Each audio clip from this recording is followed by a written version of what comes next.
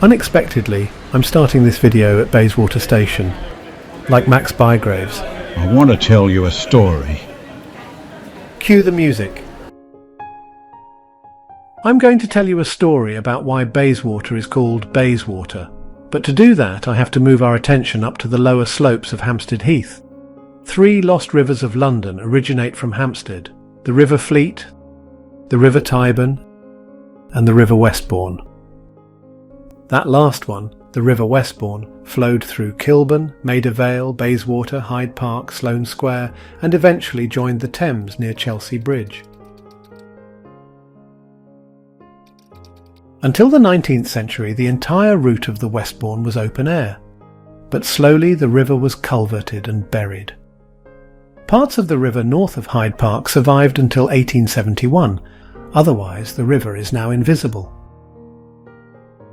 The Cannon Stream started as a stream coming down off the heights of the West Heath at Hampstead. Another branch began in an area near Swiss Cottage. This second branch flowed down to Watling Street, as the Edgware Road and Kilburn High Road was earlier known. This stream was originally called the Coonaburner, meaning cow stream, or perhaps Royal Stream. Over time this name evolved into Coldburn, and finally Kilbourne. Let's zoom in on the Kilburn area in the year 1800.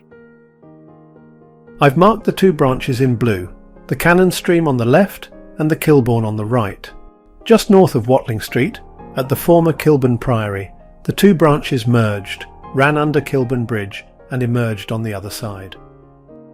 Historically, the Kilbourne tributary supplied Kilburn Priory's moat with water and fish until the dissolution of the monasteries in 1536. Let's follow the river south towards the Maida Vale area on the 1800 map. All the local fields have names. The river takes a sharp turn, roughly where modern Chippenham Road meets Shirland Road.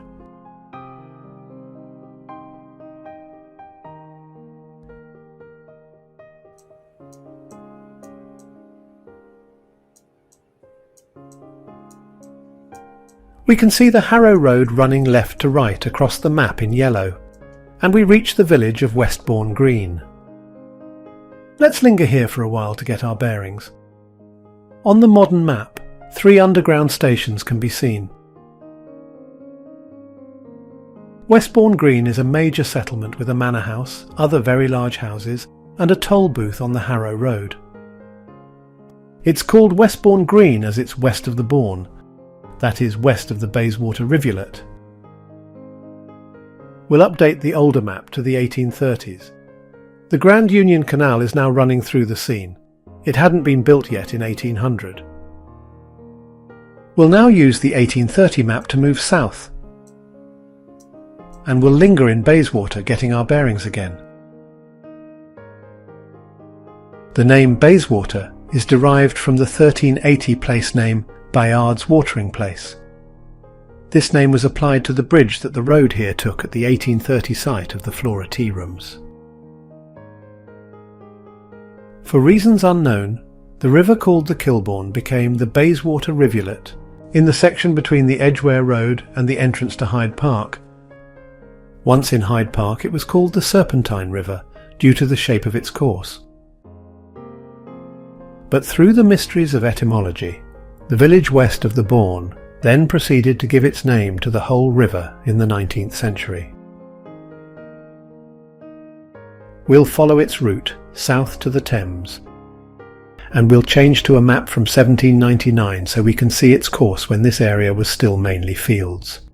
Exiting the park, the river continued through the Belgravia area, Sloane Square, and ultimately emptied into the River Thames at Chelsea.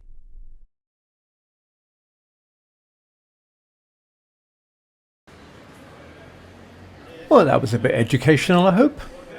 So we're going to start this video with not the station we're actually officially starting at, which is Queensway. That's down the road over there. We're actually starting at Bayswater Station and walking to Queensway. This is one of those famed TfL out-of-station interchanges. And I know I've started at the wrong station. I've started at a station called Bayswater. And we're supposed to be starting at a station called Queensway. Well, why is that? It's not only to prove how close these two stations are together, but ponder on the fact that Queensway station is on the Bayswater Road and Bayswater station is on Queensway. They've been named the wrong way round, in my opinion. This marvellous church is Our Lady Queen of Heaven, which is a Catholic church built in 1868, and it replaced a Methodist chapel.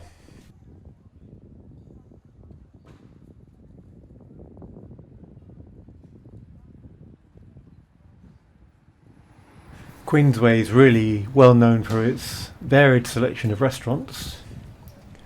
If you want a bit of a budget, it's a lot of better choice than some places in the West End, and very easily accessible on the tube with two stations in easy reach.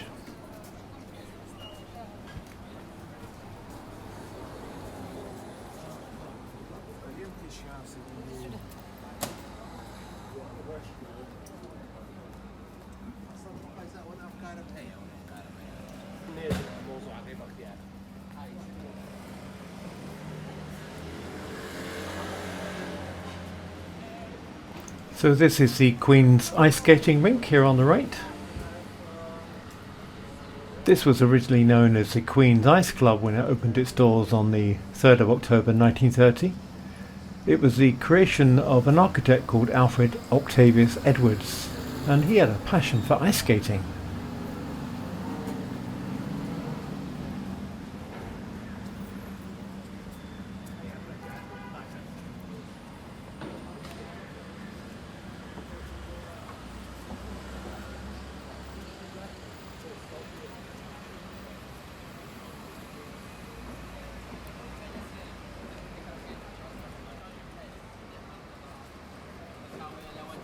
And in next to no time at all, we've reached Queensway station. And instead of popping in, I'm going to pretend I popped out, because this is the official start of today's walk. And speaking of popping, I'm going to pop across the road now.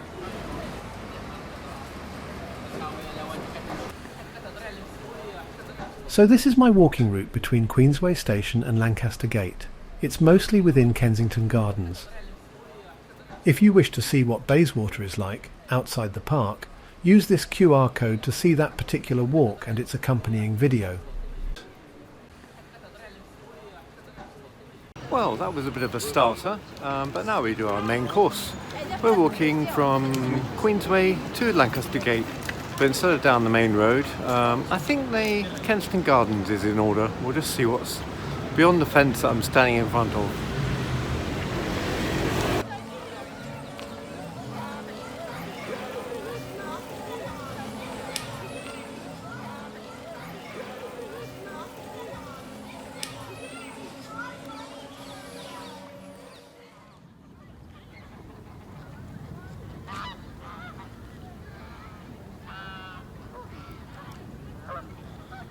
Very late afternoon in Kensington Gardens, and straight ahead of us you can see the top of the Albert Memorial. That's the thing with the cross on top and all the gold, and just to its right there's the top of the Albert Hall, so you can see quite a lot from over here. And moving over towards Hyde Park you can see the Hilton. I was directed this way to see the Princess of Wales Memorial Fountain, but I've failed to find it. So I'm going to head off in that direction where those three people are.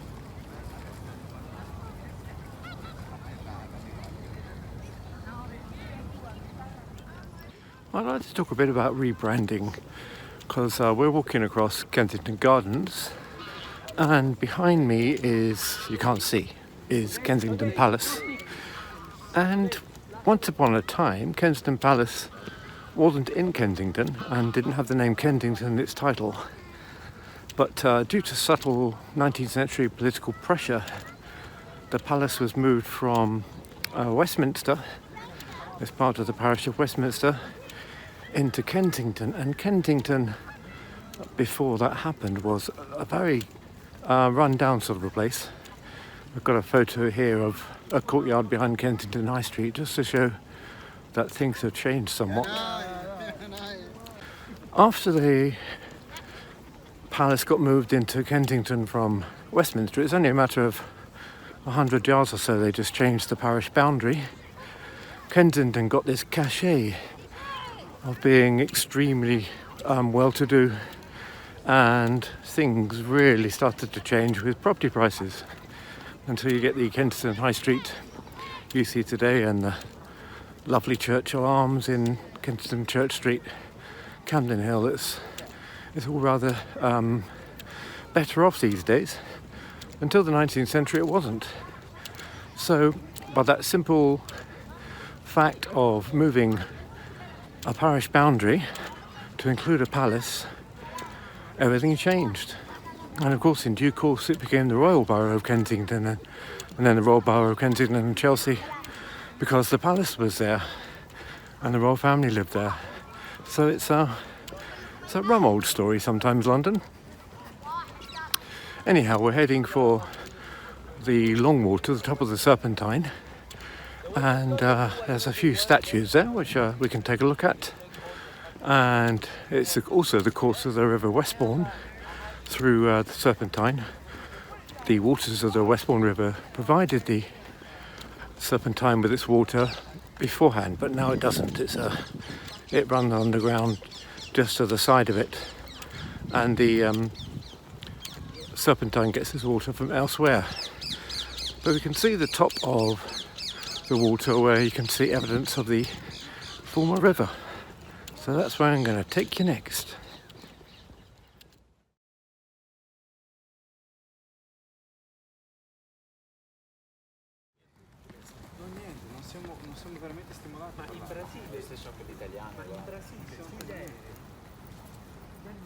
This is the memorial to the great African explorer Speke.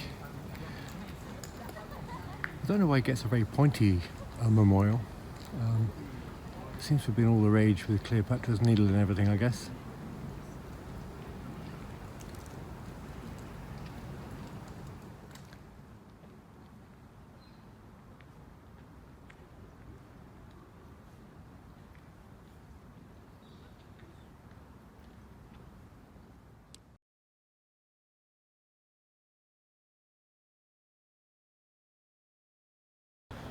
So here is somebody who is definitely not shot and didn't even grow up. This is a statue of Peter Pan, commissioned by Barry himself, I think. There's some very weird stuff around. Little rabbits down here. And is that Wendy peering up at him?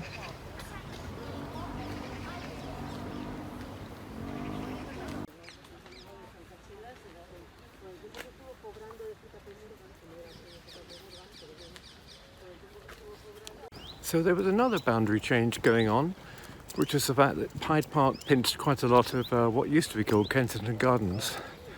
The Longwater and the Serpentine used to be the border between the two parks, I guess they could be called. But Hyde Park seems to have drifted towards the Albert Memorial from its previous confinement to being east of the Serpentine.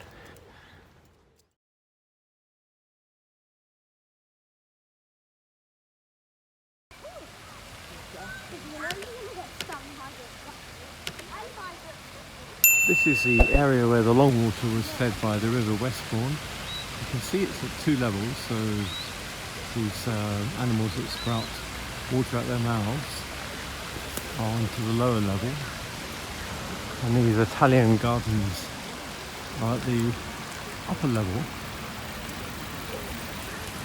And that square building is really where the river was channeled into these gardens and then into the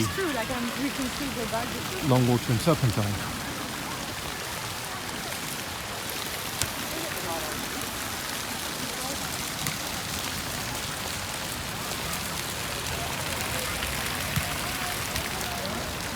Before it was turned into the waterway by one of the early queens, I think, It was a really marshy, boggy bend of the river.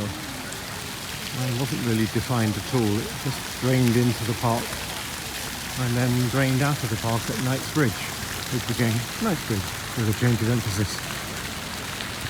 And this area being Bayswater was the original name of the Westbourne in this area. It was the Bayswater Rivulet. And by a long and tortuous story, the Westbourne River, the river got renamed the Westbourne. Okay, we should be able to leave Kensington Gardens at this point and be at Lancaster Gate itself. A nice cafe over there, by the way.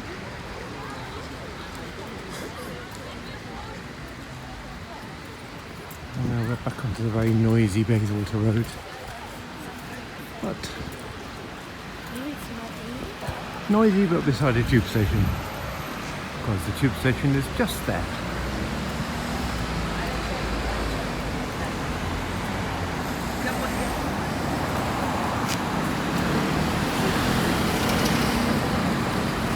Just before we cross to the station, here's one of the buses that go to that festival in, is it Dorset, the Imber Festival? Obviously on its way there. I think once a year they run old vintage London buses.